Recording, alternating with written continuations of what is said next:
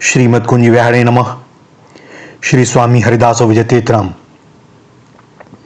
राजा बलि तमाम लोकांतरों को जीतकर राजा इंद्र हो गए। लोग पहले 100 अश्वमेध यज्ञ करते थे तब इंद्र होते हैं, परंतु राजा बलि पहले इंद्र हो गए। फिर 100 अश्वमेध यज्ञ की उन्होंने तैयारी की। कहा जाता है कि बलि पूर्व जन्म में कोई ज्वारी थे।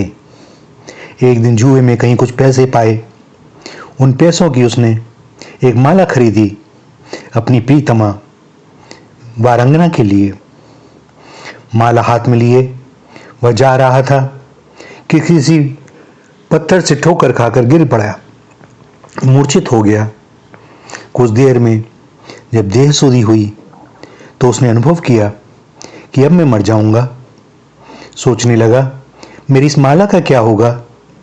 मेरी यह बहुत खूबसूरत माला मेरी प्रीतमा तक तो पहुंची ही नहीं। ठीक है, सुना था एक दिन महात्मा से कि वस्तु को शिवार्पण कर देने से बहुत लाभ होता है। शिवार्पण कर देने से कुछ होता होगा तो हो जाएगा, न होगा तो मर तो रहा ही हूं, माला तो यूं भी बेकार ही जा रही है। और यह सोचते हुए उस ज्वारी ने वह माला शिव जी को अर्पण कर दी। ज्वारी माला शिवार्पण करके मर गया। यमराज के दूत पकड़ कर ले गए। यमराज के सामने खड़ा किया। उन्होंने चित्रगुप्त से कहा, देखिए इसका बही खाता। चित्रगुप्त ने कहा, यह तो जन्म जन्मांतर युग युगांतर कल्प कल्पांतर का पापी है। बस अभी अभी थोड़ी देर पहले जुए में पैसा जीतकर इसने एक माला खरीदी थी अपनी प्रीतमा वारंगना के लिए। ठोकर खाकर रास्ते में गिर पड़ा। इसने देखा कि माला तो निरर्थक हो ही रही है तो शिवार्पण कर दिया। बस यही एक इसका पुण्य है। धर्मराज ज्वारी से बोले, भाई तुम पहले पुण्य का फल भोगोगे या पाप का? ज्वारी ने कहा, पाप तो जन्म जन्मांतर के हैं, उनको भोगने लगेंगे तो उनके अंत का कुछ पता नहीं, इसलिए आप मुझे पहले पुण्य का फल ही दीजिए। यमराज ने कहा, तुम 2 घड़ी के लिए इंद्रलोक के मालिक बन जाओ। ज्वारी 2 घड़ी के लिए इंद्रलोक का मालिक बना। इंद्रासन पर विराजमान हुआ। अप्सराएं गुणगान करने लगी। गंधर्व गुणगान करने आए। उन गंधर्वों के साथ महर्षि नारद भी आए। नारद जी महाराज को हंसी आ गई और हंस दिए। ज्वारी ने कहा, बताओ आप क्यों हंस रहे हो? नारद जी ने कहा, हमको एक श्लोक याद आता रहा है। इसको पूर्व मीमांसक भी मानते हैं और न्यायिक भी मानते हैं। अर्थात परलोक में संशय हो तो भी पुण्य का संचय करते चलो। अगर परलोक नहीं है तो आस्तिक का कोई नुकसान नहीं, किंतु कहीं परलोक सत्य हुआ तो नास्तिक मारा जाएगा। नारद जी ने कहा, ज्वारी तू जन्म भर जुआ खेलता था। जुए में कोई निश्चित आमदनी तो होती नहीं। लग गया तीर, नहीं तो तुक्का। तुमने यही सोचा कि शिवार्पण करने से कुछ होता होगा तो हो जाएगा, न होगा तो मर तो रहे ही हैं, माला तो बेकार जा ही रही है, शिव जी को क्यों न अर्पण कर दूं? इस दृष्टि से तूने शिवार्पण किया और उसका परिणाम यह हुआ कि 2 घड़ी के लिए नरलोक का स्वामी है, इसलिए मुझे हंसी आ रही। ज्वारी सिंहासन से उतरा और नारद जी से बोला, गुरुदेव अब हम सारे इंद्रासन पर तुलसी दल रख देते हैं। एक ब्राह्मण को बुलवाया और चिंतामणि का दान कर दिया। किसी ब्राह्मण को बुलवाया और नंदनवन का दान कर दिया। किसी ब्राह्मण को बुलाकर ऐरावत का दान कर दिया। अमृत के कुंड का दान कर दिया। इस तरह संपूर्ण इंद्रलोक का ही दान उस ज्वारी ने कर दिया। इतने में 2 घड़ी बीत गई। इंद्र आए और बोले, हमारा ऐरावत हाथी कहाँ गया? उत्तर मिला, ज्वारी ने दान कर दिया। इंद्र बोले, कामधेनु आदि कहाँ है? उत्तर मिला, सबको ज्वारी ने दान में दे दिया। इंद्र बिगड़ गए। यमराज के पास आए। यमराज भी ज्वारी को डांटने लगे। ज्वारी ने कहा, भैया हमें जो करना था हमने कर दिया, अब आपको जो करते बने सो आप करो। यमराज की आंखें खुली। उन्होंने कहा, अब यह नरक नहीं जाएगा, अब तो यह इंद्रिय होगा। जब नाजायज उद्देश्य से खरीदी हुई नाजायज पैसे की माला को संशय रहने पर भी शिवार्पण कर दिया और उसके फलस्वरूप 2 घड़ी के लिए इंद्र बन गया, तो अब तो उसने जानबूझकर विधिवत इंद्रलोक का ही दान कर दिया है, इसलिए इंद्र ही होगा। और अगले जन्म में वही जाकर राजा बलि बने।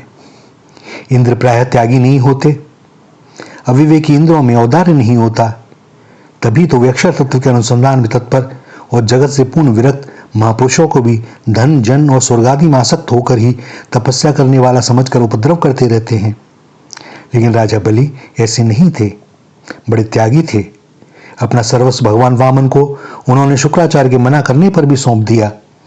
यह देखकर गुरुदेव शुक्राचार्य नाराज हो गए, शाप दे दिया, पर बलि ने तो दान कर दिया, फिर क्या बात थी। भगवान ने बलि को 2 पग में सब कुछ ले लिया, तृतीय पग का दान फिर भी बाकी रहा।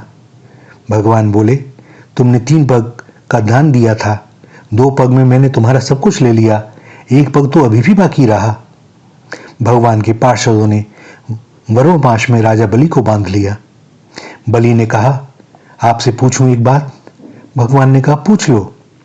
बलि ने कहा, धन बड़ा होता है कि धनवान बड़ा होता है? भगवान को कहना पड़ा, राजन, धन बड़ा नहीं होता, धनवान बड़ा होता है। बलि ने कहा, भगवान, धनवान बड़ा होता है, धन से आपको यह मान्य है ना? भगवान बोले, हाँ हाँ मान्य है। बलि ने कहा, मैं तो धनवान हूं ना, मैं अपने आप को ही अर्पित कर रहा हूं। तीसरा पैर पूरा करने के लिए तीसरा पग आप मेरे सिर पर रखिए और मेरा दान पूरा हो गया। जब धन से बड़ा धनवान है, यह मान्य ही है, तो सांगता सिद्धि के लिए जो कुछ चाहिए उसके सहित मेरा दान पूरा हो गया। दान पूर्ति और सांगता सिद्धि के लिए मुझ धनवान के सिर पर ही आपके श्री चरण प्रतिष्ठित हों। भगवान ने ब्रह्मा जी से कहा, हमने बलि का यश दिगंत में विकीर्ण विस्तीर्ण करने के लिए ही यह सब कार्य किया, परंतु इसमें कोई गड़बड़ नहीं की।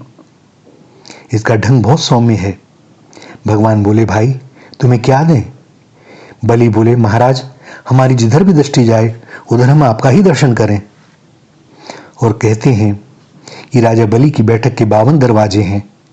भगवान ने सोचा, न जाने किस दरवाजे पर बलि की दृष्टि चली जाए, तो 52 दरवाजों पर शंख चक्र गदा पद्म धारण किए हुए सर्वंतरात्मा ब्रह्मांड नायक भगवान पहरेदार के रूप में आज भी विराजमान हैं। जीवों पर श्री भगवान की अहेतु की कृपा सदा ही रहती है। जीव केवल अपने त्याग तपस्या आदि साधनों के बल पर इस भवसागर से कभी तर नहीं सकता। बड़े बड़े योगेंद्र मुनि महात्मा अनंत जन्मों तक त्याग तपस्या आदि साधन कर श्री भगवान के पास पहुंचते हैं, किंतु जब भगवान की भास्वती अनुकंपा भक्तोद्धार के लिए आतुर हो जाती है, तब श्री भगवान स्वयं भक्त के पास जाने के लिए बाध्य हो जाते हैं और वे उसका कृपा पूर्वक उद्धार करते हैं। श्री भगवान ने वामन रूप धारण कर दानवेंद्र बलि को बांध लिया। यह घटना सचमुच बड़ी ही करुणापूर्ण थी। जिसने अपना सर्वस्व समर्पित कर दिया हो, उस बलि के प्रति श्री भगवान का व्यवहार सहसा बड़ा कठोर प्रतीत होता है, किंतु विचार करने पर ज्ञात होगा कि इस लीला के मूल में भी उन कृपालु की अनंत कृपा ही छिपी हुई है। ब्रह्मा जी कुछ कहना चाहते थे, पर इसी बीच महामना बलि की पत्नी श्री विंध्यावली जी भगवान के सामने आ गईं और वे बोली, हे प्रभु, आपने अपनी क्रीड़ा के लिए ही इस संपूर्ण जगत की सृष्टि की है, पर यहाँ जो कुबुद्धि हैं वे आपकी संपत्ति पर अपना स्वामित्व अंगीकार करते हैं। वस्तुतः यह सारा विश्व भगवान का ही है, अतः सर्वस्व समर्पण ही मनुष्य का परम कर्तव्य है। इसमें भी भगवत कृपा ही कारण होती है। श्री प्रहलाद जी ने कहा, प्रभु, लोग कहते हैं कि भगवान देवताओं का पक्षपात करने वाले हैं, किंतु आज यह बात विदित हो गई कि तत्वतः आप असुरों के भी पक्षपाती हैं। उन पर भी आपकी अजस्त्र कृपा बनी ही रहती है। तभी तो आप बलि के घर में उनके सभी द्वारों पर चक्र लिए खड़े दिखाई पड़ते हैं। यह कैसी विशेषता है कि आप किसी देवता के यहाँ चक्र लिए खड़े नहीं दिखाई देते, पर बलि के यहाँ पहरा दे रहे हैं। यह महान आश्चर्य की बात है कि भगवान वामन रूप में दानवेंद्र बलि के सभी द्वारों पर खड़े दिखाई पड़ते हैं। बलि की जब भी जिस ओर दृष्टि जाती है, वहां उसे श्री भगवान ही दिखाई पड़ते हैं। महाराज बलि का जीवन परम धन्य है और वस्तुतः यह बलि द्वारा किए गए दान की ही तो महिमा है। भैया, जो बन पड़े सो करें, आपकी जैसी क्षमता हो, विद्या से, धन से, तन से, किसी का भी सहायता करने में कोई संकोच ना करें। भगवान ने हमको बहुत कुछ दिया है और उसमें से कुछ वासुदेव रूपी इस संसार को लौटाना हमारा धर्म है। तो जो विद्या दे सकते हैं वे विद्या दें, जो धन से लोक कल्याणकारी कार्य कर सकते हैं वे वैसा करें, और जो अकिंचन है वह तन से और हृदय से दीन दुखियों की जो सेवा बन पड़े करें। सत्य माने भगवान की कृपा बड़ी अनुपम है, अगाध है, वे अकारण करुणा वरुणालय हैं। बस ये प्रसन्न हो उठेंगे, प्रसन्न तो सदैव रहते ही हैं, किंतु हमें सन्मार्ग पर चलता हुआ देखकर उन्हें विशेष प्रसन्नता होती है। जिस प्रकार माता पिता को अपने बालक को सन्मार्ग पर चलता हुआ देखकर मन ही मन बड़ा आनंद होता है, आराध होता है, और उसके लिए उनके हृदय से आशीर्वाद निकलता है, ऐसा ही प्रभु करते हैं। और ऐसा ही नहीं, वे तो प्रभु हैं, वे तो वो करते हैं जो आप किसी दिन समझ जाएंगे। जानिहु सोई जाहि देहु जनाई, जानत तुम्हें होई जाई। श्री राधा श्री राधा श्री राधा।